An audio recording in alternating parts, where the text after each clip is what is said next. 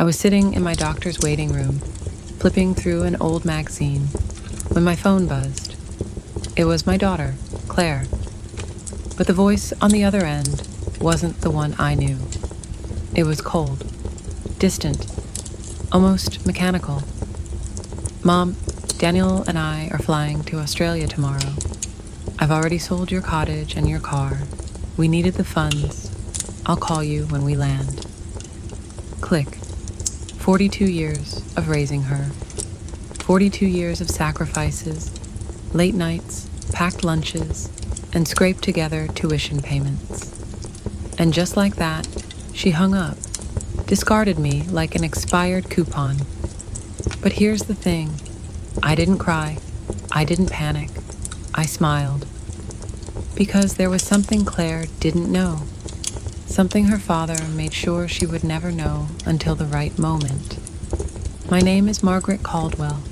I'm 68 years old. And until that phone call, I thought I knew my daughter. 6 months earlier, my husband, Thomas, died suddenly. One moment he was pouring me tea at the breakfast table, telling me about the book he was reading. The next moment, he was gone. A massive heart attack.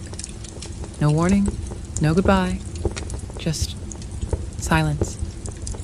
After the funeral, Claire became more involved in my life, or so I thought. She visited 3 times a week. She helped me sort through Thomas's paperwork. She even drove me to medical appointments. "Mom," she'd say with that warm smile, "you need to take better care of yourself now that you're alone." I believed her. I believed that smile meant love. The cottage had been our sanctuary. Thomas and I bought it 30 years ago with every penny we could scrape together. It sat by a lake, surrounded by pine trees. We spent every summer there. Claire brought her boyfriends there, and later, her husband, Daniel. I cooked. I cleaned. I made memories. I never thought she'd see it as nothing more than cash, and the car. That old Chevy sedan Thomas babied like it was a child. He washed it every Sunday, changed the oil himself, parked it under the same oak tree every single night. Claire knew what that car meant to me. His scent still lingered in the fabric. When she hung up, I sat there on that uncomfortable plastic chair in the waiting room, surrounded by coughing strangers and fluorescent lights. And for the first time since Thomas died, something inside me shifted. I didn't feel sad. I felt awake, because I remembered something. 3 days before he died, Thomas handed me a thick envelope. "Margaret," he said, "put this in your dresser drawer. If something happens to me, open it when you're ready, but only when you're ready." I had tucked it away and forgotten about it. Grief has a way of erasing everything else. But now, sitting in that waiting room, I remembered. The nurse called my name. The doctor told me I was healthy for my age. I nodded, smiled, and walked out. But my mind wasn't on my blood pressure. It was on that envelope. I took the bus home. I no longer had a car, after all, according to Claire. But as I sat by the window, watching the city blur past, I couldn't help but smile. There was something poetic about all of this. My daughter thought she'd left me with nothing. But Thomas had always been a man who planned ahead. When I got home, I went straight to the bedroom. I opened the dresser drawer.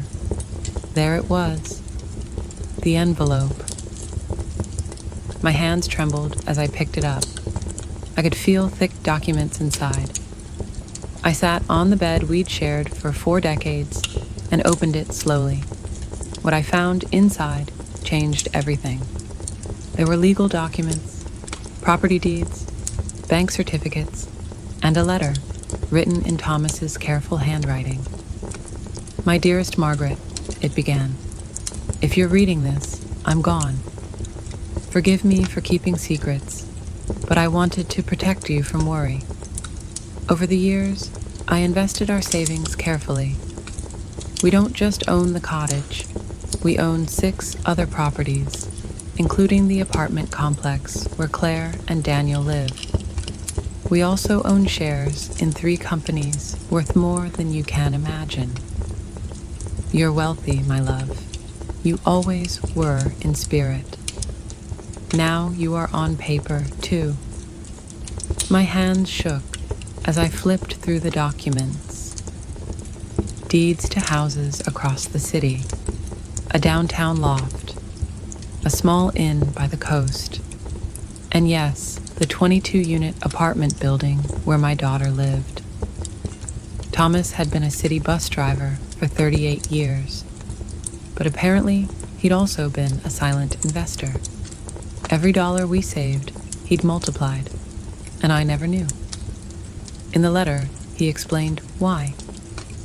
I kept this secret because I didn't want Claire to know our real financial situation. You know our daughter, Margaret. If she knew we had money, it would change her. I wanted her to love us for who we are, not what we have. The irony burned. Claire had abandoned me, thinking I had nothing, when in reality, I owned everything, including the roof over her head. That night, I couldn't sleep. I walked through the house, touching the old furniture Claire always mocked as outdated. I looked at the family photos on the wall. There was one of her at age 6, sitting on Thomas's lap, laughing. Where did that little girl go? The next morning, my phone rang. Again, it was Claire. Her voice was softer this time, sweeter. But I'd learned to distrust those shifts. Mom, how are you? I wanted to let you know we've already transferred your share of the money into your account. It's not a lot, but it should help you get by for a few months while you find something smaller. My share? I asked calmly. Yes, Mom. We gave you 30%. That's fair, right? Daniel has this incredible opportunity in Australia. We need the capital. 30% of my own property. How generous. I see, I said. When do you leave? This afternoon. Our bags are packed. We'll be gone at least 6 months. Maybe longer if things go well. But don't worry, Mom. When we get back, we'll help you find a little apartment. Something manageable. Manageable, as if she knew what I needed. Okay, Claire. Safe travels. Oh, Mom, I knew you'd understand. You've always been so easy to work with. Love you. She hung up, and for the first time in months, I laughed. I actually laughed. The absurdity of it all. My daughter had robbed me, kicked me out of my own home, and spoken to me like I was a confused child. All to fund an Australian adventure with a man I never trusted. But what hurt most wasn't the money. It was how easily she'd erased me. 42 years of love, reduced to a 2-minute phone call. I checked my bank account. Sure enough, there was a deposit, a pittance. They'd sold the cottage for far less than it was worth, probably because they needed cash fast. And they'd sold Thomas's car for next to nothing. That afternoon, I watched from my window as Claire and Daniel loaded suitcases into a taxi. He carried 2 huge bags. She had a designer carry-on. They laughed. They kissed. They looked like teenagers on an adventure. They never looked toward my window, never said goodbye. When the taxi pulled away, I sat in the kitchen with Thomas's documents spread across the table. I could call a lawyer, reclaim everything, get it all back immediately. But something told me there was a better way, a more educational way. I called Mr. Harrison, the lawyer who'd handled Thomas's estate. He'd been at the funeral. He'd told me to call if I ever needed anything. Well, now I needed him. Mrs. Caldwell, it's good to hear from you. How can I help? I need to see you urgently. I found some documents from Thomas that I need help understanding. Of course. Tomorrow morning, 9 o'clock? I'll be there. That night, I slept soundly for the first time in months. I dreamed of Thomas, sitting in his favorite chair, reading the newspaper. When he saw me, he smiled. It's about time, Margaret. Time you stood up for yourself. I woke with a sense of purpose I hadn't felt in half a year. The next morning, I dressed carefully. I wore my burgundy dress, the one Thomas always said made me look distinguished. I fixed my hair, put on makeup. When I looked in the mirror, I saw a woman I hadn't seen in months. I saw strength. Mr. Harrison's office was downtown, in an old marble building with tall windows. He greeted me warmly, but when I showed him the documents, his expression changed completely. Mrs. Caldwell, this is extraordinary. Thomas was incredibly smart. According to these papers, you own... I know, Mr. Harrison. I've read them. What I need to know is what I can do legally. He explained that everything was legitimate. I was the rightful owner of all those properties. He also confirmed what I'd suspected.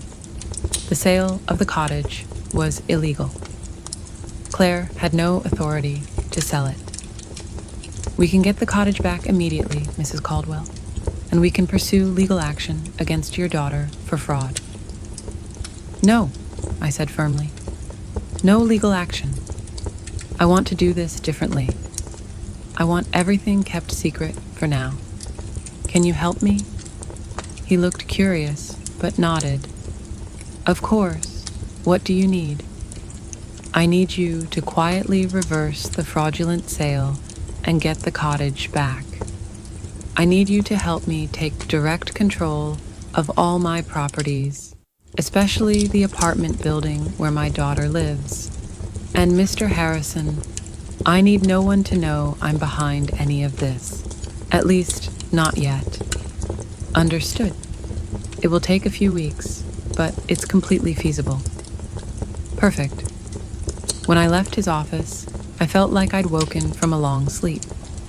The following weeks were strange. Officially, I was a poor widow abandoned by her daughter. But secretly, I was orchestrating the recovery of my assets. Mr. Harrison worked efficiently. Every few days, he'd call with updates. I stayed in my house, which was mine after all, though Claire probably expected me to move into a single room somewhere. My neighbor Diane stopped me one afternoon while I was watering the front garden. Margaret, dear, is it true Claire went to Australia and left you all alone? Yes, she and Daniel have business plans. And how will you manage? Everyone knows Thomas didn't leave much. If only she knew. I'll be fine, Diane. If you need anything, groceries, help around the house, just ask. You're very kind. These conversations repeated constantly. The butcher, the pharmacist, the woman at the corner shop. Everyone spoke to me with that soft, pitying tone reserved for the unfortunate. I nodded, smiled, thanked them. But inside, I enjoyed the performance. It was like living a double life. Mr. Harrison called on a Wednesday morning. Mrs. Caldwell, good news. The cottage sale has been nullified. The buyers didn't know the sale was fraudulent, so they were refunded without issue. The cottage is yours again. Excellent. And the apartment building? That's more complex. Technically, you've always owned it through a company structure. But we need to make administrative changes so you have direct control. Another 2 weeks. Keep me informed. After hanging up, I sat with my coffee and thought about Claire. She'd been in Australia for 3 weeks. Not a call, not a message, not even a postcard. To her, I'd ceased to exist the moment she got what she needed. I decided to visit the cottage. I took the bus, the same route Thomas and I had taken hundreds of times. The cottage looked exactly as I remembered. Small, cream-colored, with a porch overlooking the lake. I sat on the curb across the street and stared at it for an hour. I remembered summer afternoons when Claire was little, running along the shore, building sand castles. Thomas grilling fish while I made salads. Claire bringing friends, then boyfriends, then Daniel. All those memories reduced to a transaction. An older man came out of the cottage and saw me sitting there. He approached. "Are you all right, ma'am?" "Yes, thank you. Just remembering. I knew the former owners." "Ah, yes. What a shame. They told us the elderly lady was very sick and needed to sell urgently. We thought it was a great deal, but it turned out the sale wasn't legal. We had to give it back." "Did you meet them personally?" "No. Everything was through intermediaries. But they said the daughter was handling everything because the mother was incapacitated. Such a sad situation. If only he knew how sad it really was. Claire hadn't just stolen from me. She'd lied about me, invented a story about my illness, used my supposed vulnerability to justify her actions. To her, I wasn't a person. I was an obstacle to be removed. That night, I called Mr. Harrison again. "I need you to help me get Thomas's car back, too." "That will be difficult, Mrs. Caldwell.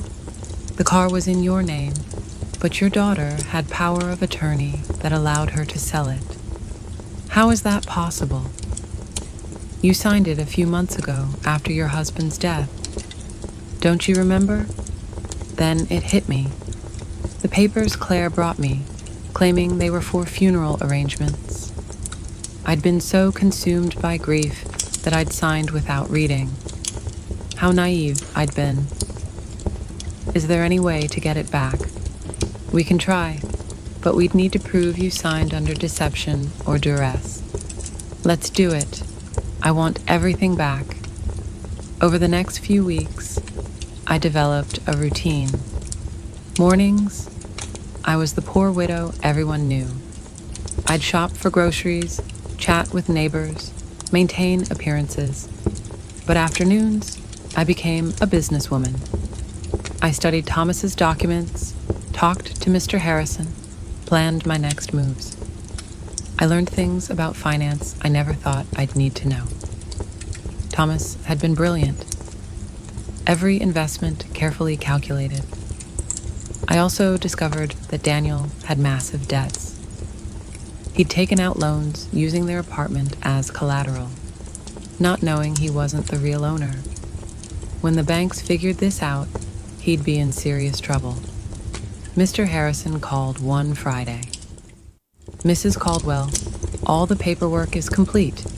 You now have total control of all your properties. I also got Thomas's car back. The buyer was an acquaintance of mine and agreed to return it for a small compensation. Excellent work. Now, I need you to send a letter to my daughter." "What kind of letter?" "An eviction notice." Silence on the other end. "Mrs. Caldwell, are you certain?" "Completely. She decided I wasn't important in her life. Now she's going to learn how important I really am." "Do you want me to send it to Australia?" "No. Give it to her when she gets back. I have a feeling that'll be very soon." I wasn't wrong. That same afternoon, Diane came running with news.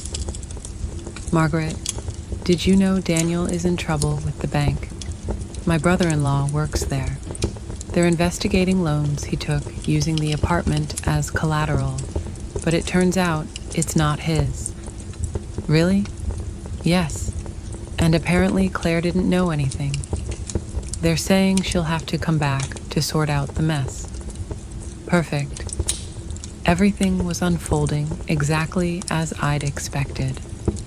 That night, I sat on the porch with tea and looked at the stars. Thomas used to say the stars were the souls of those who'd lived full lives, watching over their families. If that was true, he was up there, watching his plan unfold perfectly. "Thank you, my love," I whispered to the sky. "Thank you for taking care of me, even after you're gone." Mr. Harrison called early the next morning. "Mrs. Caldwell, your daughter just arrived in the country. She's at the airport, alone." "Alone?" "Yes. Apparently Daniel stayed in Australia. Rumors are they had a major fight." "I see. Did you send the letter?" "I'm sending it today. She should receive it tomorrow." I hung up and stood in the kitchen, feeling a mix of nervousness and anticipation. After weeks of silent planning, the moment for the first real move had finally arrived. Claire was about to discover that her mother was not the defenseless victim she believed. Claire arrived at her apartment Tuesday night. I knew because Diane, who seemed to have spies everywhere, came to tell me the next day. "Margaret, your daughter came back last night. She looked terrible, pale, with dark circles, like she'd been crying the whole flight. And something strange. When the doorman asked for her keys, she didn't have them. She had to use the superintendent's emergency copy. Interesting.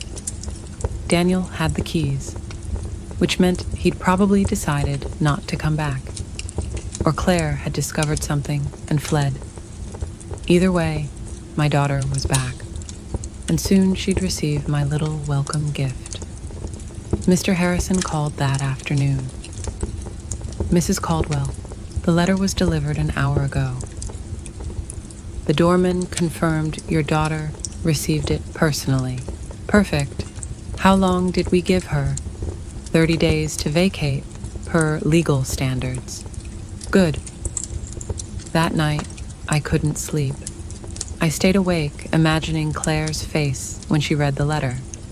The confusion, the disbelief, the panic.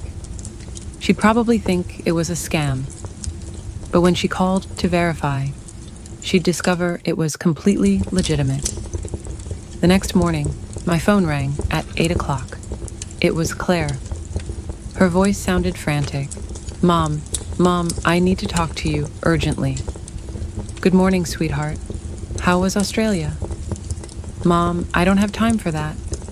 I received a strange letter yesterday saying I have to vacate my apartment in 30 days. It must be a mistake, right? Do you know anything about this? An eviction notice? How strange." "From whom?" "From some company I've never heard of. It's called, wait, let me find it. Caldwell Holdings, Inc. Do you know this company?" Thomas had used his own last name. "How poetic." "No, sweetheart, I've never heard of it." "Are you sure?" "Mom, I need your help. I don't know what to do. Daniel left me in Australia.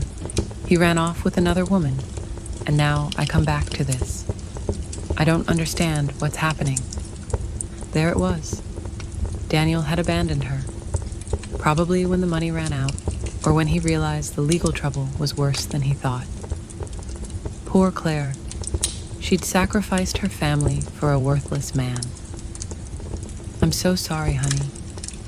Where are you now?" "I'm in the apartment, but I don't know for how long." "Mom, can I come see you? I need to talk to someone. I don't have anyone else." The irony was perfect. Now that she was left without the man she'd abandoned me for, she remembered she had a mother.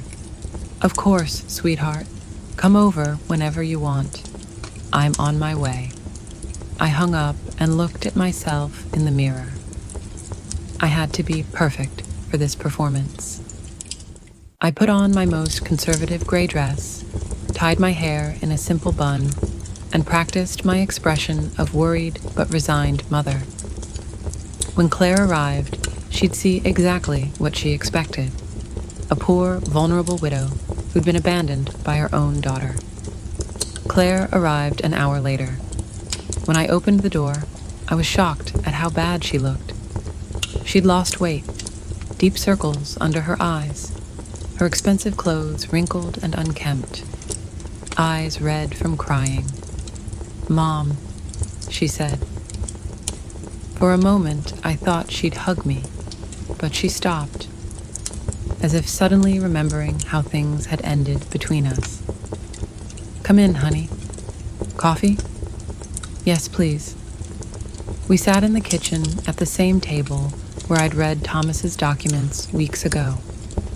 Claire looked small in that chair, lost, like when she was a child coming to tell me about school problems. "Mom, I'm so sorry for how I left. I know I didn't treat you well. It's in the past, honey." "No, it's not. I treated you horribly. I said terrible things. And now," her voice broke, "now I have no one. What happened with Daniel?" "He left me for a 26-year-old hotel receptionist in Sydney. Turns out there was never any business opportunity. It was all a lie. He just wanted to escape the debts he had here and use the money from the cottage sale to fund his escape." "What debts?" "So many, Mom. He'd been taking out loans for years, using our apartment as collateral. But now I find out he wasn't the owner. How is that possible? Here was my opportunity. I don't know, honey. Property matters are complicated. The problem is the banks are coming after me for his debts. They say since we were married, I'm responsible. And on top of that, this eviction notice. Mom, I don't have money. I don't have a job. I don't have anywhere to live." She started crying, real tears of genuine desperation. For a moment, my mother's heart softened. I wanted to hug her, console her, tell her everything would be okay. But then I remembered the coldness in her voice when she called me from the doctor's office, the ease with which she'd discarded me. "Did you talk to a lawyer about the letter?" "I don't have money for a lawyer, Mom. We spent everything in Australia. Daniel took what little was left when he ran off. So what will you do?" "I don't know. I thought maybe I could stay with you for a while, just until I find a job and can get a small place." There it was, the question I'd been waiting for. After kicking me out of my own home, after selling my things, after treating me like garbage, she now wanted me to rescue her. She wanted the poor widow she'd created to save her from the consequences of her own actions. "Of course, honey. This will always be your home." Claire looked surprised, as if she hadn't expected it to be so easy. "Really, Mom? After everything?" "You're my daughter, Claire. That will never change." She got up and hugged me, a desperate hug from someone drowning, clinging to the only thing they can find. I hugged her back, but not with unconditional love. Now there was calculation in my embrace, strategy. "Thank you, Mom. I promise I'll find a job soon. I won't be a burden. Don't worry about that now. Rest, recover, and then we'll figure out your options." Claire left that afternoon to get some things from her apartment. I stayed in the kitchen, thinking about how easy it had been. She'd come to me exactly as I'd planned, broken, desperate, with no options. And best of all, she suspected nothing. To her, I was still the poor, abandoned mother who needed her compassion. But this was only the first part of my plan. Having her live with me would give me the perfect opportunity for the next phase. I was going to let her settle in, feel safe, believe she'd found refuge in my house. And then, when she least expected it, I was going to teach her the difference between being poor by choice and being poor by consequence. That night, I called Mr. Harrison. I need you to do something else for me. I want you to investigate Daniel's debts. I want to know exactly how much he owes, to whom, and what legal options I have to separate them from my daughter. That will take time, but it's feasible, perfect, and Mr. Harrison, absolute secrecy. No one can know I'm behind this. Of course, Mrs. Caldwell. May I ask what your final plan is? My plan is simple. I'm going to save my daughter. But first, she has to understand what it truly means to hit rock bottom. When I hung up, I poured myself a glass of the wine Thomas had been saving for special occasions. The game had begun, and for the first time in months, I held all the good cards. Claire moved in the next day. She arrived with 2 suitcases and a cardboard box, all that was left of her previous life. I watched her unpack in her old bedroom, the same one she'd slept in as a teenager. I could see the humiliation in every movement. She'd gone from living in a luxury condo to taking refuge in her childhood bedroom. "Mom, I found this in the apartment," she said, showing me an envelope. "It was among Daniel's things. It has your name on it." My heart raced, but I kept my composure. It was another one of Thomas's envelopes. Smaller than the first, newer. Maybe Daniel found it among Dad's things when he died and forgot to give it to me, Claire said. I opened it in her presence. Inside was a short letter and a small key. "Margaret, if you're reading this after receiving the main envelope, it means our daughter is going through a difficult time. This key opens a safety deposit box at Central Bank, Downtown Branch, box number 189. There's something there that can help you help her, but use it wisely. With eternal love, Thomas." Claire read over my shoulder. A safety deposit box? Dad had one? I had no idea. Neither did I lied. "Should we go see what's in it?" "I don't know, honey. Maybe we should leave things as they are." "But Mom, maybe there's something important. Documents, or maybe something valuable that could help us." The desperation in her voice was palpable.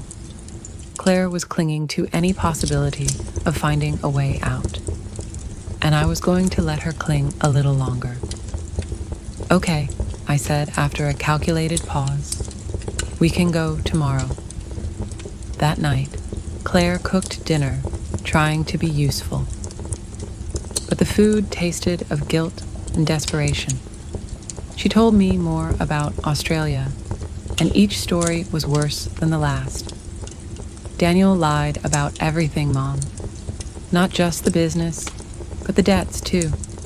I thought he only owed a little, but it turns out he owes over $90,000. And the worst part is he used my name for some loans without me knowing. How is that possible? He forged my signature. When I married him, I gave him documents to handle our joint banking. I never thought he'd use them for this. Can you prove you didn't know? I don't know. It's all so complicated. The banks say, since we were married, I'm responsible anyway. And the divorce? I don't even know where Daniel is now. His phone's disconnected. He doesn't answer emails. Nothing. He just vanished. Perfect. Daniel had run like the rat he'd always been, leaving Claire to face everything alone. In a way, he'd done me a favor. Now my daughter was experiencing exactly what I'd felt when she abandoned me, betrayal by someone she'd completely trusted. I'm so sorry, honey. I didn't just ruin my life, Mom. I ruined yours too. I treated you horribly. I took your cottage, your car, everything. And for what? To give to a man who abandoned me at the first sign of trouble.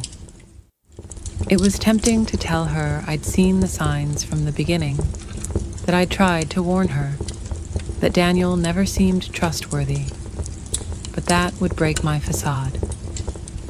Love can be blinding sometimes, honey. Don't blame yourself.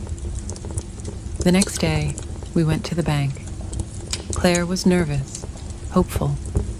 I maintained my act as a confused widow who didn't understand much about finance. The bank employee led us to the safety deposit boxes, verified my ID, and opened box 189. Inside were jewels, many jewels, rings, necklaces, bracelets, earrings. I recognized some as heirlooms from Thomas's family. Others were new to me. There was also a letter explaining each piece and its approximate value. Claire gasped, "Mom, this must be worth a fortune." "You think so?" "Yes. Look at this emerald, this pearl necklace. Mom, Dad saved a treasure here." According to Thomas's letter, the jewels were worth approximately $170,000. It was significant, but nothing compared to my other assets. Like finding coins under the couch when you have $1 million in the bank. "What do we do with them, Mom?" "I don't know, honey. They're family memories." "But Mom, we could sell some. With this money, you could get your cottage back, and I could pay off some of Daniel's debts." There it was again. Even finding something valuable, Claire's first reaction was to use it for Daniel's problems. She hadn't learned yet. "Are you sure you want to use your father's inheritance to pay Daniel's debts?" "What choice do I have, Mom? If I don't pay something soon, the banks will foreclose on everything. And technically, I don't own anything.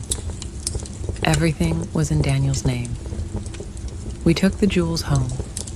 Claire spread them on the kitchen table and examined each one, calculating which to sell and which to keep. It was painful watching her reduce decades of family history to numbers on a spreadsheet. Over the next few days, Claire prepared to sell the jewels. She researched prices, visited jewelers, negotiated with buyers. I watched her carefully investigate every financial decision. The suffering had made her more responsible, but also more fragile. One night, while she organized debt documents at the table, Mr. Harrison called. "Mrs. Caldwell, I have the full report on Daniel's debts. The situation is worse than I thought. He owes over $180,000 to various banks and private lenders. What's more concerning, he used falsified documents with your daughter's signature for some loans. That means Claire is legally responsible. Can we get her out of it? If we can prove she didn't know, we might be able to clear some debts. But it's a long, expensive process." "How expensive?" "A good lawyer, about $45,000, and there's no guarantee of success." "I understand. And if she just pays the debts, if she has the money, that's the fastest solution. But I doubt she has access to that amount. Mr. Harrison, I want you to prepare all necessary documents to get my daughter out of these debts. But don't tell her anything yet." "You're going to pay, Mrs. Caldwell?" "I'm going to do whatever's necessary to protect my daughter. But this has to be done in a very specific way." Over the next few weeks, I watched Claire struggle with decisions she'd never had to make. How to stretch money for food. How to negotiate with creditors. How to look for a job when your credit history is ruined. It was a cruel but necessary education. "Mom, I went to 3 job interviews today," she told me one evening, coming home with swollen feet and a tired face. 2 said they can't hire me because of the legal problems. The 3rd offered me part-time work cleaning offices at night. "Are you going to take it?" "I have no choice. It pays very little, but it's better than nothing. I can work nights and keep looking during the day." Seeing my daughter, who'd lived comfortably for 40 years, preparing to clean offices at night, broke my heart, but it also filled me with pride. She was finally facing reality without expecting someone else to solve her problems. "Are you sure you can handle the physical work?" "I'll have to learn. I can't keep being a burden to you, Mom." One night, while Claire was on her first cleaning shift, Diane came to visit.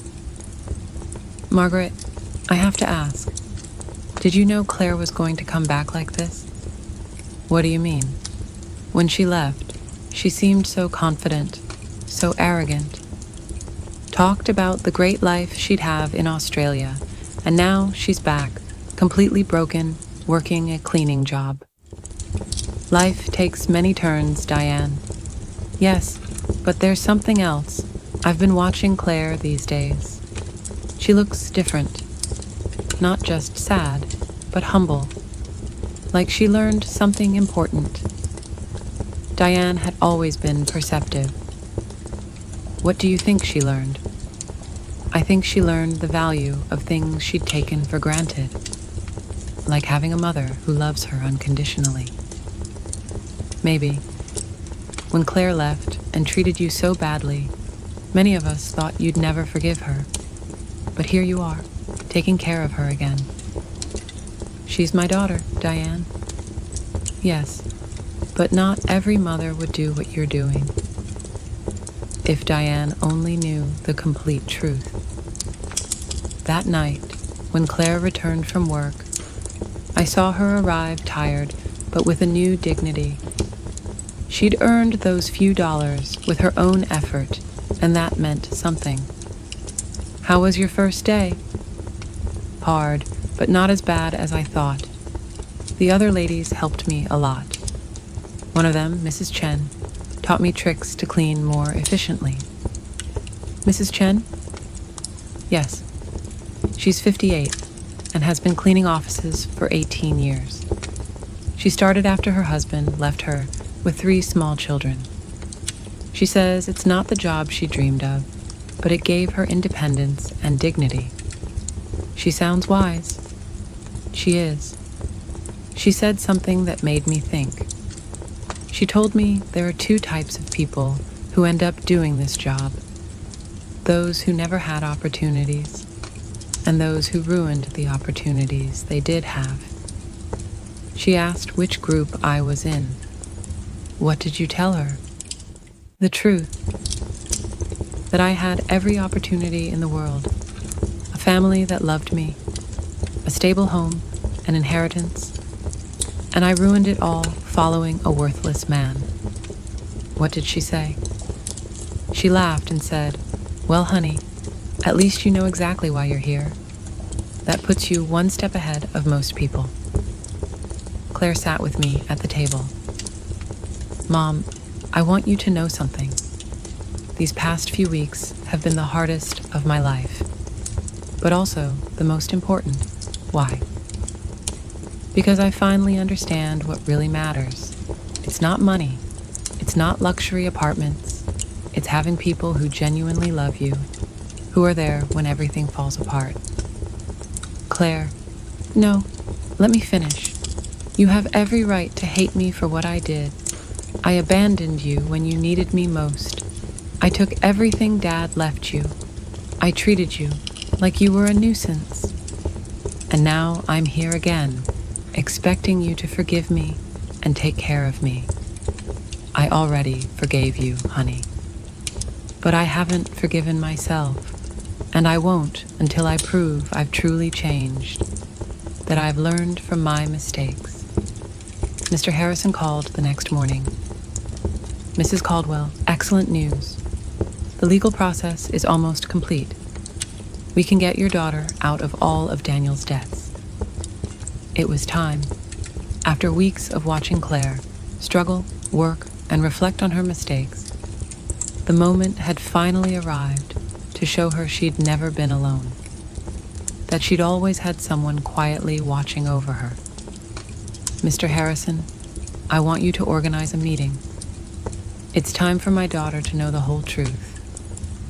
Mr. Harrison arranged the meeting for Friday morning at his office. I told Claire I'd made an appointment with a lawyer who could help with her legal problems, but I didn't explain the details. She agreed to come, though she was nervous about the cost. Mom, I don't have money to pay a lawyer. I barely have enough to cover basic expenses. Don't worry about that now, honey. Let's just hear what he has to say. We arrived at Mr. Harrison's office on time.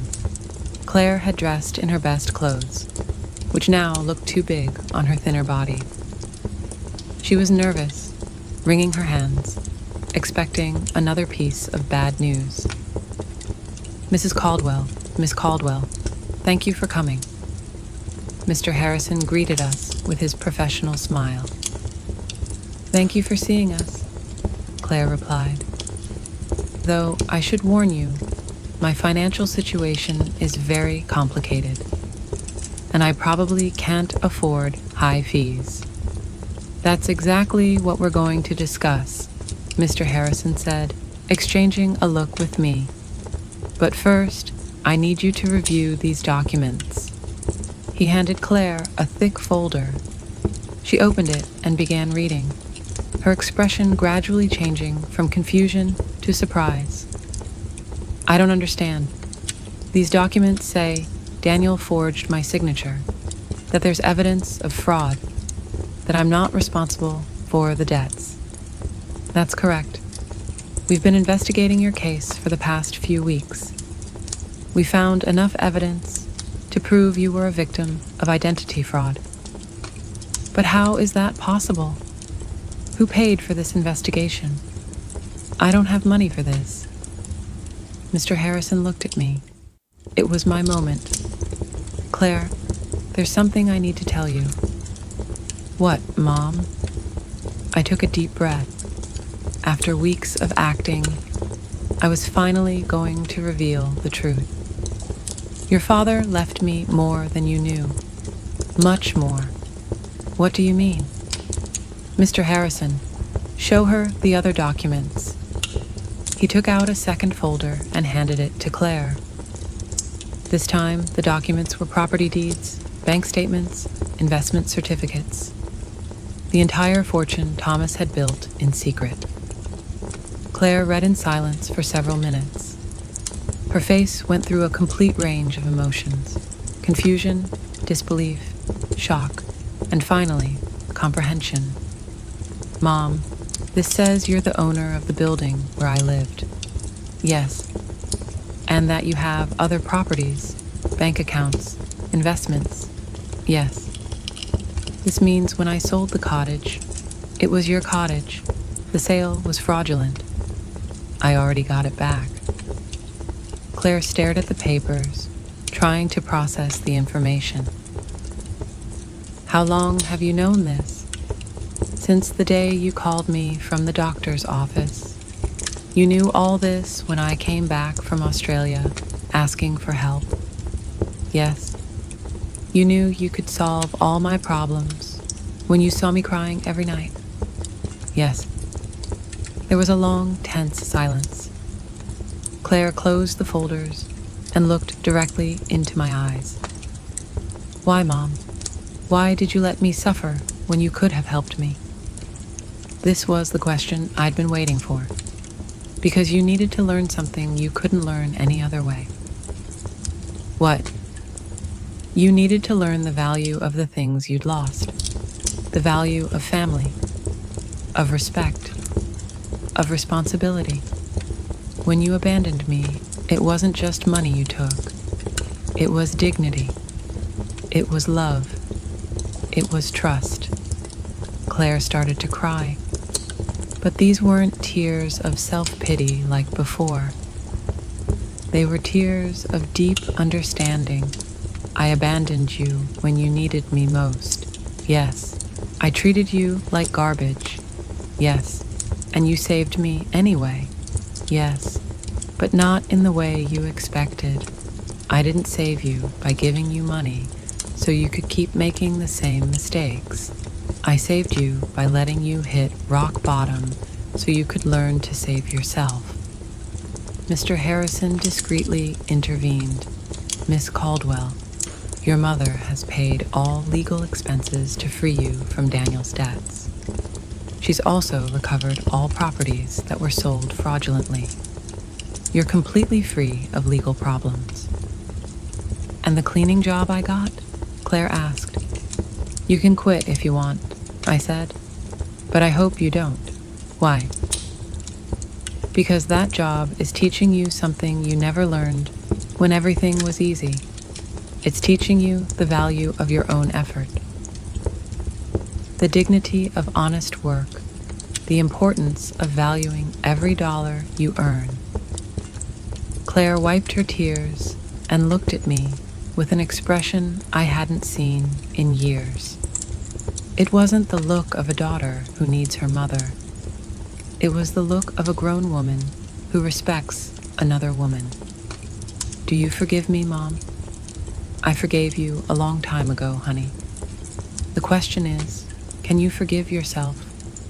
I don't know if I can. I did unforgivable things. People make mistakes, Claire. The important thing is what we do after we recognize those mistakes. Mr. Harrison left us alone in his office for a few minutes. Claire and I sat in silence, processing everything that had happened. Mom, I want you to know something. Even if you didn't have all this money, even if you were really the poor widow I thought you were, I would have learned the same lesson. What lesson? That there's nothing more valuable than having someone who loves you unconditionally. During these past weeks, the only thing that kept me sane was knowing I had a home with you. That no matter how much I'd ruined my life, you were still my mother. That will never change, Claire. I know, but I also know I can never take that love for granted again. I have to earn it every day.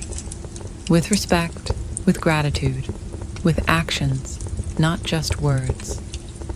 We left Mr. Harrison's office with a completely new relationship. We were no longer mother and daughter united by blood and habit. We were two grown women who had chosen each other after going through the most difficult test imaginable. The following weeks were about rebuilding, but not the kind Claire expected. Even though she now knew I had enough resources to solve all her problems, she decided to keep her night cleaning job. Mom, I need to finish what I started, she told me one afternoon as she got ready for work. I can't just go back to a comfortable life as if nothing happened. Are you sure? You don't have to punish yourself forever. It's not punishment. It's a way of remembering who I was and who I want to be now. I watched her put on her work uniform, something unthinkable months ago when she lived in the luxury condo with Daniel. But there was something different in her posture. She was no longer the broken woman who'd arrived crying at my door. She was someone who had found dignity in honest work. Diane came to visit that afternoon. Margaret, there are strange rumors going around. What kind of rumors? People are saying you're not as poor as we all thought. Someone saw Claire leaving an elegant lawyer's office downtown and then paying off all her debts at the bank. That costs a lot of money, Margaret. Diane knew me too well to be fooled. What do you want to know exactly? I want to know if my friend of 40 years has been lying to me about her situation. I poured tea and sat across from her. It was time to be honest with someone else. Thomas left me more than anyone knew, Diane. Much more. How much more? Enough so Claire and I never have to worry about money again. Diane was silent for a moment. And why did you pretend to be poor all these months? Because I needed Claire to learn something she couldn't learn any other way. I told her the whole story. Claire's cruel phone call, my plan of silent justice, the weeks of watching her hit rock bottom, and finally, the revelation in Mr. Harrison's office. Margaret, that's brilliant and terrible at the same time. Terrible?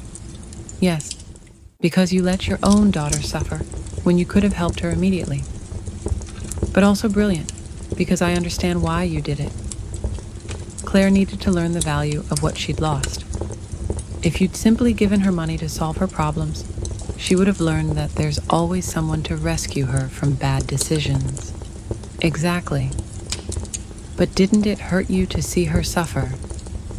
Every day, every night I saw her crying. Every morning I saw her get up exhausted. But I knew if I rescued her too soon, she wouldn't learn the full lesson. And do you think she learned it? Look for yourself. Claire knows she now has access to money, but she chose to keep her job. She knows she can move somewhere better, but she decided to stay here with me. She knows she doesn't have to worry about debts, but she's using her own savings to help other women in similar situations. She's helping other women? Yes. She became friends with the ladies she works with and is using money she earned cleaning to help a coworker who's having trouble paying for her son's daycare. Diane smiled. That's not the Claire who went to Australia. No, she's not. This Claire understands that money is a tool, not a goal. She understands that dignity comes from work and respect, not from material possessions. That night, when Claire returned from work, she found me reading in the living room. Mom, Mrs. Chen asked me today if I was the daughter of the wealthy lady from the North Side. What did you tell her? I said yes, that you have enough money for me not to have to work. And you know what she asked me next? What? She asked why I was still working. So I explained it was because I need to prove to myself I can stand on my own 2 feet. And what did she say? She laughed and said, Honey, that's the difference between being rich and acting rich. Your mom taught you how to be truly rich. Mrs. Chen is very wise. Claire sat down with me on the sofa. Mom, I've made a decision. I'm going to keep living here with you, but not as a daughter who's come back to her parents' home. I want to stay as a grown woman who chooses to share her life with her mother. What's the difference? The difference is I'm going to pay my share of expenses. I'm going to contribute to the upkeep of the house. I'm going to treat this relationship as a partnership between 2 independent women who love and respect each other. Claire, you don't need to... Yes, I do, Mom. I need our relationship to be different from before. Before, I was a daughter who took her mother's love for granted. Now I want to be a grown woman who values and cares for the most important relationship in her life. And your job? I'm going to keep working, but not necessarily cleaning offices forever. I want to go back to school. I want to prepare myself to do something more meaningful with my life. But I want to do it step by step, earning every opportunity. Do you have any idea what you want to study? Yes, I want to study social work. These past weeks taught me how many people go through difficult situations without having anyone to support them. I want to use the resources we have to help other women who are going through what I went through. It was perfect. Claire had not only learned to value what she had, but found a way to use her experience for something constructive. And what about Daniel? Mr. Harrison told me he was arrested in France for the fraudulent marriage. He's going to be deported soon. But honestly, Mom, I don't care anymore. That part of my life is over. You don't feel any resentment? No. Daniel did me a favor without knowing it. If he hadn't abandoned and betrayed me, I never would have hit rock bottom. And if I'd never hit rock bottom, I never would have learned to truly value what I have. That night, for the first time in months, I went to bed completely at peace. My plan had worked perfectly. Claire had not only learned the lessons she needed to learn, but emerged from the experience as a stronger, wiser, and more compassionate person. Thomas would have been so proud. 6 months later, our life had found a new balance that neither of us could have imagined. Claire finished her social work certification with excellent grades, and I decided to use some of my resources to establish a foundation to help women in situations of domestic violence and financial abandonment. Mom, the letter from the university arrived, Claire said one morning, coming into the kitchen with an envelope. I was accepted into the master's program. I start next semester. But Mom, I want you to know I'm going to pay for it with my own savings. I've been saving from my job at the community center. She'd learned to live with essentials and to value every dollar she earned. Are you sure? We can easily afford the program. I know, but I need to do it on my own. It's part of who I am now. One afternoon, Claire came to me with a proposal. Mom, I've been thinking about the cottage. What about it? I want us to turn it into a temporary shelter for women leaving situations of domestic violence. A place where they can stay while they rebuild their lives. It was the perfect proposal. Thomas would have loved the idea that his cottage would serve to help other families. I think that's a beautiful idea, honey. We can use some of the foundation's resources to maintain it, and I can oversee the program through my job. Are you sure you want to turn our family sanctuary into that, Mom? The best sanctuaries are the ones that are shared. Dad always said a house isn't truly a home until it opens its doors to people who need love. That night, Claire and I had dinner on the porch, something that had become our tradition. It was our time to talk about the day, plan for the future, and simply enjoy each other's company. Mom, you know what this whole experience taught me? What? That true love isn't the one that tells you what you want to hear. True love is the one that teaches you what you need to learn, even when it hurts. It's a difficult lesson, but a necessary one. Daniel told me what I wanted to hear. He made me feel special. He convinced me I deserved luxury without effort. You taught me that true wealth comes from hard work, respect, and genuine relationships. That night, after Claire went to her room to study, I sat on the porch alone, looking at the stars and thinking about Thomas. I had promised him I would take care of our daughter, and I finally felt I'd fulfilled that promise in the right way.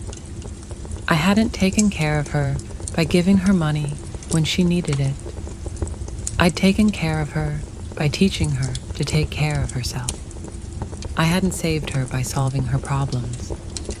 I'd saved her by allowing her to learn to solve them on her own. The cottage is now a thriving shelter. Claire runs the program, and every month, women who have lost everything find refuge there. Just like Claire did, just like I did, in a way. And sometimes when I visit, I sit on that porch Thomas built and watch these women rebuild their lives. I see Claire teaching them the same lessons she learned about dignity, about self-worth, about the difference between being rescued and learning to rescue yourself. Justice didn't come as revenge. It came as education, not as punishment, but as transformation. And in the end, we both gained something much more valuable than money. We gained an authentic relationship built on a foundation so solid that no future crisis could ever destroy it. Claire and I are no longer just mother and daughter. We're partners. We're friends. We're two women who chose each other after going through the fire and coming out refined. That little girl who once sat on Thomas's lap, laughing without a care in the world, she's still there, but now she's grown. Now she understands what truly matters. And Thomas, wherever he is smiling. Did you like my story? And which city are you listening from? Let me know in the comments section. If you like the story, you can support me by liking this video and subscribing to my channel so I can keep bringing more stories like this. Thank you so much for your sweet support. I'm looking forward to your comments and thoughts about this story. On the screen, you can see 2 new interesting stories that I highly recommend. There's so much more on my channel, too. Don't forget to subscribe. See you in the next story.